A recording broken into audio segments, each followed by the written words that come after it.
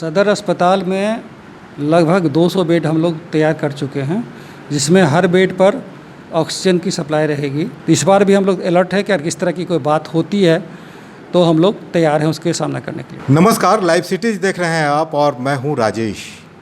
वैश्विक महामारी कोरोना का काल चल रहा है।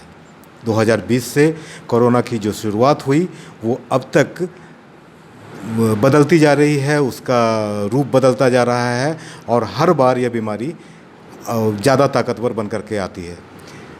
महामारी के इस दौर में जो दूसरा चरण था, दूसरा जो फेज था कोविड का, वो काफ़ी घातक था। पहले के बारे में बताया जा रहा है कि कम से कम अपने देश में उसको लोगों ने बहुत गंभीरता से नहीं लिया था, जिसका खामियाजा दूसरे वेव में उन्हें झेलना पड़ा, काफ़ी नुकसान हुआ।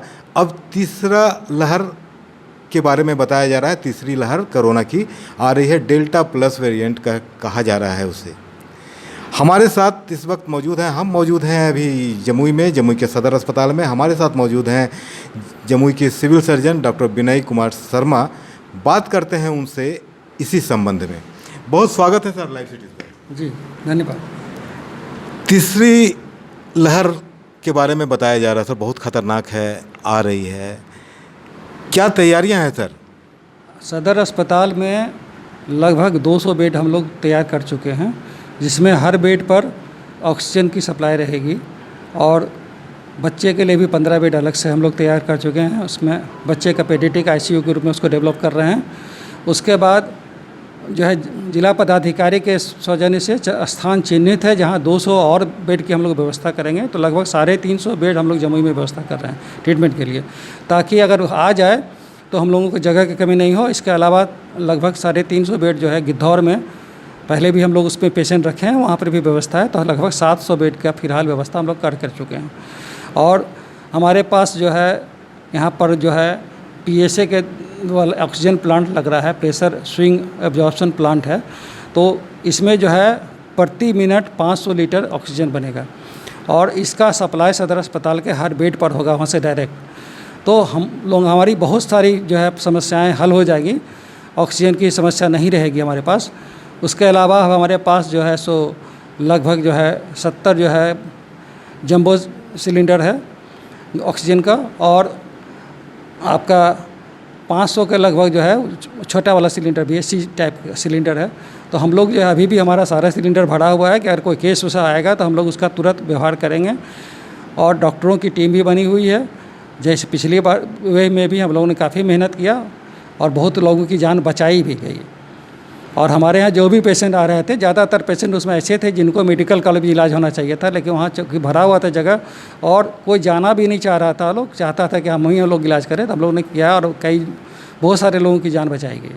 तो इस बार भी हम लोग अलर्ट है कि अगर किस तरह की कोई बात होती है तो हम लोग तैयार हैं उसके सामना करने के लिए। दूसरी लहर सबने देखा सर, काफ़ी खतरनाक था, युवा इसमें ज़्यादा प्रभावित हुए, काफ़ी जाने भी गई।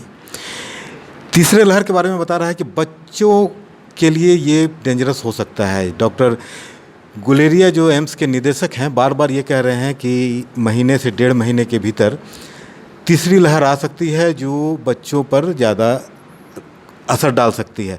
बच्चों के लिए क्या क्या तैयारियां सर हैं अभी तक? हमारे यहाँ 15 बच्चे का ICU तैयार है और उसमें सभी बेड पर ऑक्सीजन की व्यवस्था है और बच्चे का मॉनिटर भी लगा हुआ है। तो हम लोगों ने तैयार करके रखा है। और अभी जो है ये तीसरे वेव में कि बच्चे इफ़ेक्टेड होंगे, मैं इससे पूरी तरह सहमत नहीं हूँ। और डॉक्टर गुलेरिया ने भी कहा था, इनका आपने एग्जाम्पल दिया, तो उन्होंने भी कहा है कि बच्चों में जो है कोरोना जिस रिसेप्टर पर कार्य करता है वो नहीं पाया जाता है, इसलिए बच्चे या तो सफ़र नहीं करते हैं या उनको बहुत गंभीर बीमारी नहीं होती है। फिर भी चूँकि ये एक्सपेक्टेशन है तो हम लोगों ने उसकी व्यवस्था कर ली है। और पिछला दौर में भी ये था, सही है कि पहले दौर में जो है सो ज़्यादातर जो है बूढ़े लोगों की मौत हुई, 50 से अधिक उम्र के लोगों की मौत हुई। लेकिन इस बार भी जो है आपका जो हमारे यहाँ डेथ का रेशियो था 25 जो है 50 से कम उम्र के लोगों का डेथ हुआ और 52 ऐसे लोगों का डेथ हुआ जिनका उम्र 50 से ज़्यादा था। इसलिए अभी भी ये जो है 50 से अधिक के लोगों में जिनके साथ कोमॉर्बिडिटी कुछ और अलग बीमारियां भी अक्सर हो जाती है 50 के ऊपर के लोगों में, जैसे डायबिटीज़ हो गया, ब्लड प्रेशर हो गया, किसी को हार्ट का प्रॉब्लम हो जाता है, किसी को किडनी का प्रॉब्लम हो जाता है, किसी को लीवर का प्रॉब्लम होता है, तो ऐसे लोगों के लिए कोरोना ज़्यादा खतरनाक हो जाता है।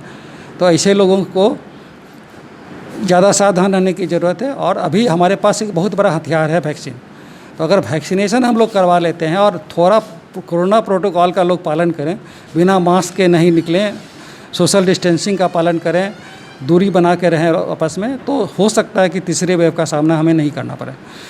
क्योंकि पिछली बार भी फर्स्ट वेव के बाद हम लोगों ने ध्यान नहीं दिया, लोगों ने कोरोना प्रोटोकॉल का पालन नहीं किया और एक पॉजिटिव आ गए तो कई लोगों को इन्फेक्ट कर सकते हैं। इसलिए हम लोगों को अगर कोरोना प्रोटोकॉल का पालन करें, उसके नियम के अनुसार चलें, तो हम लोग तीसरे वेव को रोक सकते हैं। दूसरी बात है, इस बार काफ़ी लोग इन्फेक्टेड हुए। आजकल आप लोग अखबारों में भी पढ़ रहे होंगे, देख रहे होंगे न्यूज़ में भी, कि अभी सीरो सर्विलेंस चल रहा है कि एंटीबॉडी कितना डेवलप किया लोगों में। तो काफ़ी लोगों में एंटीबॉडी भी डेवलप कर रहा है, इससे हार्ड इम्यूनिटी की ओर भी हम लोग जा रहे हैं। तो हो सकता है कि भविष्य में हमारे पास हार्ड इम्यूनिटी भी रहे और वैक्सीनेशन हो जाएगा तब तो बहुत ही अच्छा हो जाएगा हार्ड इम्यूनिटी, तो हम लोग कोरोना के वेव को रोक सकेंगे। एंटीबॉडी जांच की व्यवस्था सर यहाँ पर है क्या? वो स्टेट से आता है, उसके लिए टीम आती है और सेलेक्ट करती है रैंडमली अलग अलग ब्लॉक में, वहाँ से ब्लड का सैंपल लिया जाता है और वो फिर जांच के लिए पटना जाता है। स्थिति की गंभीरता को देखते हुए सर बताया जाता है कि अस्पताल में वेंटिलेटर का होना बहुत आवश्यक है। सदर अस्पताल चूँकि है ये, यहाँ पर 5 वेंटिलेटर था जो कि बहुत दिन तक पड़ा रहा, बाद में पता चला कि उसे यहाँ से हटा दिया गया। क्या पूरी कहानी क्या है सर इसके पीछे? वेंटिलेटर चलाने के लिए कुछ एक्सपर्ट्स की ज़रूरत पड़ती है, जैसे कि आपका एनेस्थेटिस्ट चाहिए उसके लिए जो मस्ट है, उसके अलावा जो है सो आपका जो है फिजिशियन चाहिए क्वालिफाइड। चूँकि हम लोगों ने जिला राज्य से भी मांग किया लेकिन वहाँ भी से भी नहीं मिल पाया, और हम लोगों ने यहाँ भी एडवर्टाइजमेंट भी दिया था डीएम साहब के साथ मिल करके कि अगर एनेस्थेटिस्ट आ जाए तो हम लोग जो है इसको स्टार्ट कर दें।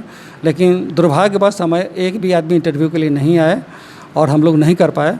तो अभी सरकार से निर्देश आया है कि जहाँ जहाँ वेंटिलेटर का यूज नहीं हो पाया है या उसको चलाने वाले लोग नहीं हैं, उसे वेंटिलेटर्स को मेडिकल कॉलेज को फिलहाल दे दिया जाए ताकि वहाँ उसका उपयोग हो सके। ऑक्सीजन के बारे में सर कहा जा रहा है, जैसा जानकारी मिल रही है या जो आम जनता में बात फैला हुआ है कि ऑक्सीजन की जो सप्लाई होती है, पिछले बार इंडस्ट्रियल एरिया का जो सिलेंडर होता था वो ज़्यादा आने लग गया, जिसके वजह से बहुत सा इन्फेक्शन वगैरह होने लग गया। क्या ऐसी बात है क्या? नहीं, ऐसी कोई बात नहीं, ये भी गलत धारणा है। हम लोगों के पास जो भी मेडिकल ऑक्सीजन नहीं आ रहा था, और डेथ का कारण था कि मैंने देखा है कई लोगों का CT स्कैन देखा है, कई लोगों का एक्सरे देखा है, 80% 90% तक लोगों का चेस्ट जो है इन्वॉल्व था, और वैसे लोगों को का ही डेथ हुआ है जो बहुत ज़्यादा इन्वॉल्व था। साथ ही कोई कोमॉर्बिडिटी भी थी, कुछ अलग बीमारियां भी थी, जैसे मैंने कहा कि ब्लड प्रेशर हो, डायबिटीज़ हो, आपका किडनी का प्रॉब्लम हो, लीवर का प्रॉब्लम हो, तो ऐसे लोगों में मृत्यु की संभावना बढ़ जाती है। तीसरी लहर के बारे में सर क्या कुछ खास इंस्ट्रक्शन आ रहे हैं, कुछ बता पाएंगे कि किस तरह का इसका ये रूप रहेगा? मैं फिर वही कहूँगा कि अगर कोरोना प्रोटोकॉल का लोग पालन करें, मास्क लगा के चलें, भीड़ नहीं लगाएं एक जगह पर, सोशल डिस्टेंस मेंटेन करें, और समय समय पर कहीं घूम रहे हैं तो हाथ साबुन से धो लें या सैनिटाइज़र का उपयोग करें, तो हम तीसरी लहर को रोक सकते हैं। ये तीसरी लहर तभी आएगी जब कोई संक्रमित व्यक्ति आ जाएगा और उस भीड़ में जाएगा, कई लोगों को संक्रमित करेगा तो बीमारी फैलेगी। क्योंकि कोरोना जब तक कहीं से बाहर से संक्रमित नहीं आएगा, फिलहाल हमारे ज़िले में बहुत कम संख्या है, और जो हैं भी बहुत माइल्ड सिम्टम वाले हैं। आप किसी को हॉस्पिटल में, मेरे यहाँ एक भी पेशेंट नहीं है, जो भी है माइल्ड सिम्टम वाले हैं जिनको कि बहुत ज़्यादा ज़रूरत नहीं है। तो और प्रतिदिन या तो कभी शून्य हो जा रहा है, कभी 1-2 पेशेंट आ रहे हैं, केसेज नहीं है फिलहाल। तो अगर हम लोगों को डर यही है कि कहीं बाहर से ना आ जाए फिर से कहीं से, जैसे कि इस बार होली के बाद फैलाता है बीमारी, तो उसमें बहुत लोग आए थे बाहर से और सावधानी लोगों ने नहीं बरता, तो उसके कारण से फैल गई बीमारी। जमुई सदर अस्पताल में जो ऑक्सीजन प्लांट सर बैठ रहा है या लगाया जा रहा है, जिसकी शुरुआत हो चुकी है, कब तक ये कंप्लीट होने का लग रहा है, कब तक कंप्लीट हो जाएगा? मैंने बात की थी उसके इंजीनियर से, इसमें 2 आदमी को मिला हुआ ठेका। एक NBCC को है जो कंस्ट्रक्शन करेंगे बिल्डिंग का, इसके लिए वो कर शुरू हो गया है, और जब ये ख़त्म कर लेंगे काम को तो CMSS एक यूनिट है इसका, वो जो है यहाँ पर इसका प्लांट का इम्प्लीमेंटेशन करेगा। मैंने उनसे भी बात की है, उन्होंने भी कहा कि 10 से 15 दिन के अंदर हम चालू कर देंगे। धन्यवाद सर। तो सुना आपने, ये थे हमारे साथ जमुई के सिविल सर्जन, बता रहे थे कोरोना की तीसरी लहर के बारे में भी बता रहे थे। जमुई सदर अस्पताल में जो ऑक्सीजन प्लांट बिठाया जा रहा है उसकी जानकारी दी और ढेर सारी जानकारी कोरोना के बारे में इन्होंने बताई। सबसे अहम बात इन्होंने कहा कि लोगों को खुद भी चौकस रहना होगा तीसरी लहर को लेकर। सोशल डिस्टेंसिंग का पालन करना होगा, मास्क लगाना होगा, तभी आप इससे बच सकते हैं। देखते रहिए लाइव सिटीज़। अगर अब तक आपने चैनल को सब्सक्राइब नहीं किया है तो सब्सक्राइब कर लें। फेसबुक पर अगर आप वीडियो को देख रहे हैं तो पेज को ज़रूर लाइक कर दें। धन्यवाद।